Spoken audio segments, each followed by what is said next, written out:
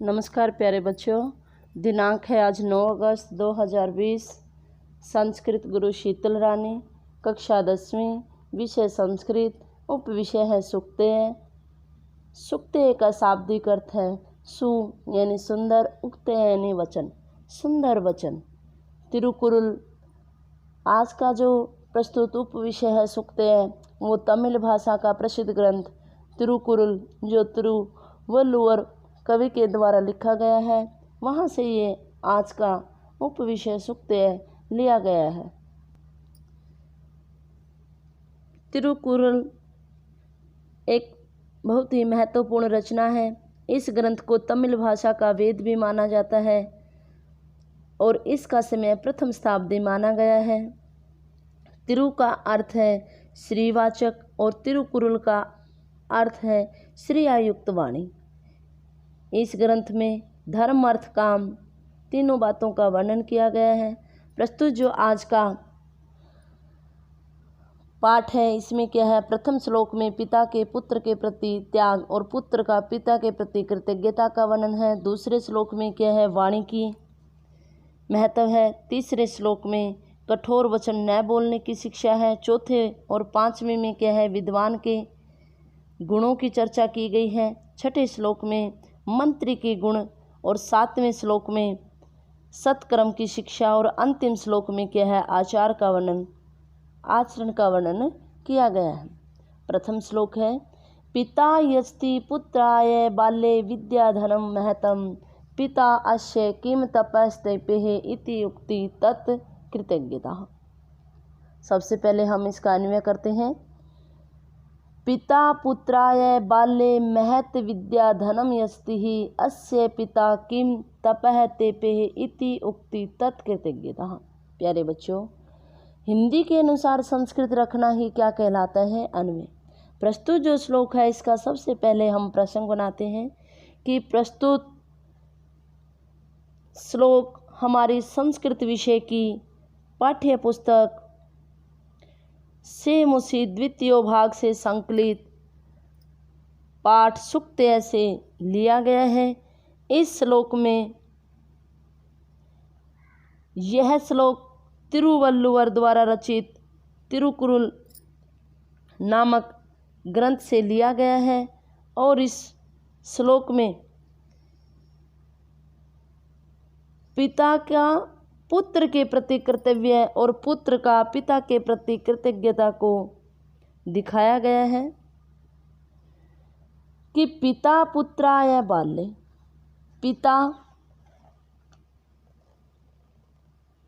पिता पुत्र के लिए बाल्यावस्था में महत्व अत्यधिक विद्याधनं यस्ति विद्या रूपी धन को देता है। अस्य पिता किम तपः तेपेः, इसके लिए पिता ने क्या तपस्या की है। इति उक्ति, यह कथन तत्कृतज्ञता, उसकी कृतज्ञता है। कहने का भाव क्या है कि प्रत्येक पिता अपने पुत्र की शिक्षा के लिए अत्यधिक प्रयास करता है। साधनों की कमी होते हुए भी वह अत्यधिक यह कोशिश करता है कि अपने पुत्र को अच्छी से अच्छी शिक्षा वह क्या है, प्रदान करें। इसके लिए अनेक प्रकार के वह कष्ट भी क्या है, सहन करता है। ऐसा लगता है जैसे पिता ने पुत्र की शिक्षा के लिए मानो क्या है, तपस्या की है। मेरे पिता ने मुझे किस प्रकार से इस योग्य बना दिया है कि मैं अपने पैरों पर खड़ा हूँ। मेरे पिता की तपस्या का फल है मैं जीवन में उन्नति कर रहा हूँ। इस प्रकार की सोच रखना ही पुत्र का अपने पिता के प्रति क्या है, कृतज्ञता का प्रदर्शन है। श्लोक नंबर 2, अवक्रता यथा चित्ते तथा वाची भवेत यदि तदेव आहु महात्मान समत्वम इति तथ्यते। अन्वय है इसका, यथा चित्ते अवक्रता तथा यदि भवेत महात्मान तदैव तथ्यते समत्वम इति आहु। प्रस्तुत जो श्लोक है, फिर इसमें किसके बारे में बताया है। प्रसंग वही पहले वाला बनेगा। इस श्लोक में चित्त और वाणी की एक रूपता का क्या है, वर्णन किया है कि यथा चित्ते अवक्रता, यथा जैसी चित्ते चित्त में यानी मन में अवक्रतः सरलता होती है। तथा वैसी ही यदि भवेत महात्मान, यदि वैसी ही क्या है वाणी में भी हो जाए, तथा वाची भवेत तो वैसी ही क्या है वाणी में भी हो जाए। महात्मान तदेव तथ्यतः समत्वमिति आहु। महात्मान महात्माओं के द्वारा या महान लोगों के द्वारा इसे ही समत्वमिति आहु, इसे ही क्या है समानता या सरलता कहा है।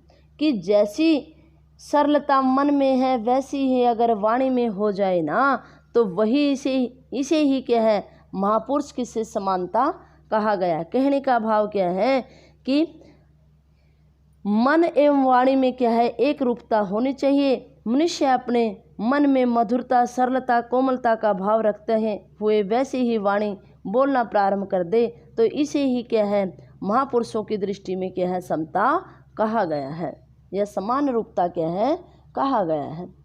श्लोक नंबर 3 है त्यक्त्वा धर्म प्रदाम वाचम परुषाम यो अभिधुर्येत परित्यज्य फलम पक्वम भुक्ते अपक्वम विमूढ़धि। अन्वय है इसका कि धर्म प्रदाम वाचम त्यक्त्वा ये परुषाम अबुधुर्येत स विमूढ़धि पक्वम फलम परित्यज्य अपक्वम भुक्ते। प्रस्तुत जो श्लोक है फिर इसके बारे में क्या बताया है कि मनुष्य को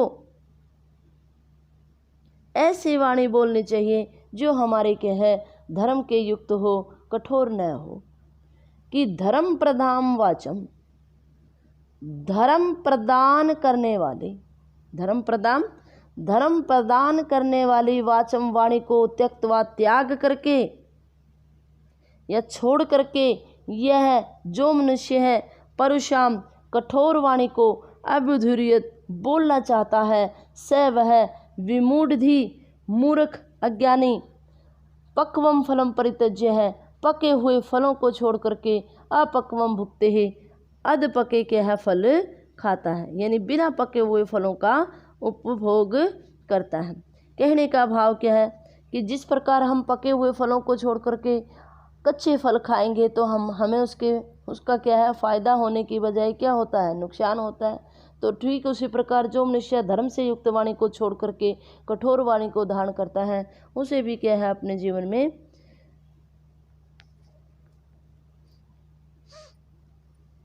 नुकसान उठाना पड़ता है। अज्ञानी हमेशा ही क्या है कठोर वाणी का प्रयोग करता है जिससे उसकी क्या है मूर्खता का पता चलता है। आगे है श्लोक नंबर 4 विद्वांस एव लोके अस्मिन् चक्षुमन्तः प्रति प्रीकृतितः अन्येषां वदने तु ते चक्षुर्नामानि मते। अन्वय है इसका कि अस्मिन् लोके विद्वांस एव चक्षुमन्तः परिकीर्तितः अन्येषां वदने ये चक्षु ते तु नामानि मते है। कहने का भाव क्या है इस श्लोक में कि केवल वास्तविक आंखें तो क्या है ज्ञान वाले लोगों के पास ही है, यानी विद्वानों के पास ही क्या है आंखें बताई गई हैं, बाकी के मुख पर तो क्या है आंखें नाम मात्र की हैं। अस्मिन लोके इस संसार में विद्वान सैव विद्वान ही चक्षुमंत है नेत्रों से युक्त के हैं स्वीकार किए गए हैं। अन्य शाम वदने दूसरों के मुख पर तो ये चक्षु जो आँखें हैं ते तो नामाने मते वे तो केवल क्या है नाम की आँखें मानी गई हैं। कहने का भाव क्या है कि आँखों का काम क्या होता है अपना अच्छा और बुरा देखना।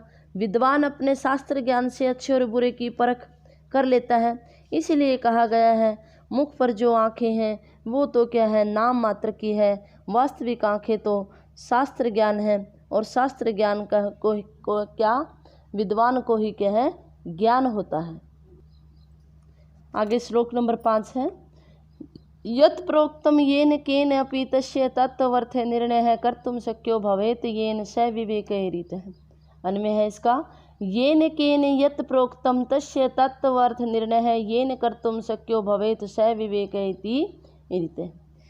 प्रस्तुत जो श्लोक है इसमें क्या है, वास्तविक निर्णय के विषय में बताया गया है कि येन केन, जिस किसी के द्वारा, यत प्रोक्तम, जो कहा गया है, तस्य, उसका तत्व अर्थ है, उसका वास्तविक अर्थ का निर्णय है, निर्णय येन कर्तुम शक्यो, जो करने में क्या है, समर्थ हो, स विवेक तेरित है, वही क्या है, विवेक है, ऐसा कहा गया है। यानी विवेक क्या होता है, जो सोच समझ करके उसके वास्तविक निर्णय तक पहुंच जाता है, वही व्यक्ति क्या होता है, विवेकशील होता है। और उसी अक्षमता को क्या कहते हैं, हम विवेक कहते हैं। आगे है श्लोक नंबर 6, वाक्पटु धैर्यवान मंत्री सभायाम अपि एकात्र है, स केन अपि प्रकारेण परैर न परिभूयते। अन्वेष का, यह मंत्री वाक पटु धैर्यवान सभायाम अपि एकात्र है, स केन अपि परैर न परिभूयते, कि यह मंत्री, इसमें मंत्री के गुणों का वर्णन किया गया है कि यह मंत्री, जो मंत्री वाक्पटु, बोलने में क्या हो, निपुण हो, धैर्यवान, धैर्य धारण करने वाला हो, सभायाम, सभा में, एकात्र, अपि एकात्र, सभा में भी क्या हो, निर्भीक हो, डरता न हो, सकेन अपि, वह किसी भी प्रकार से दूसरों के द्वारा, परैर्न, दूसरों के द्वारा, परिभूयते है, अपमानित नहीं किया जा सकता। यानी कहने का भाव क्या है कि जो मंत्री क्या हो, हर विषय पर सही बोल सकता हो, सभी बातों का जवाब दे सकता हो, उसे क्या है, कोई भी अपमानित नहीं कर सकता। आगे है श्लोक नंबर 7, ये इच्छते आत्मनः श्रेय भूतानि सुखानि च न कुर्याद अहितम कर्मम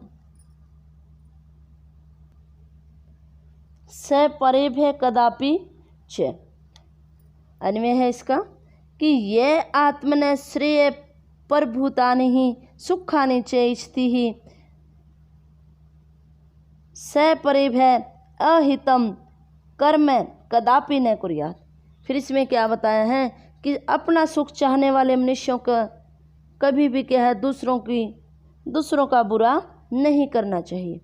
कि ये आत्मन, जो मनुष्य अपना श्रेय भूतानि, कल्याण और अत्यधिक सुखानि च इच्छति ही, सुखों की इच्छा करता है, सपरेभ्य, उसे कभी भी दूसरों का अहित कर्म कदापि न कुर्यात्, उसे क्या है, दूसरों का कभी भी क्या है, बुरा नहीं करना चाहिए। यदि अगर हम अपना भला चाहते हैं तो हमें क्या है, दूसरों का भी भला करना चाहिए। अगर हम अपना सम्मान चाहते हैं तो हमें क्या है, दूसरों का भी सम्मान करना चाहिए। आगे है श्लोक नंबर 8, आचार्य प्रमो धर्म है इत्येद विदुषाम वचः तस्माद् रक्षेत सदाचारम प्राणोभ्योऽपि विशेषतः। कि आचार्य प्रथम धर्म है इति विदुषाम वचः तस्मात् प्राणेभ्य अपि विशेषतः सदाचारम रक्षत। प्रस्तुत जो इस पाठ का अंतिम श्लोक है, फिर इसमें क्या बताया है कि सदाचार, अच्छा आचरण हमारा क्या है, सबसे पहला धर्म है।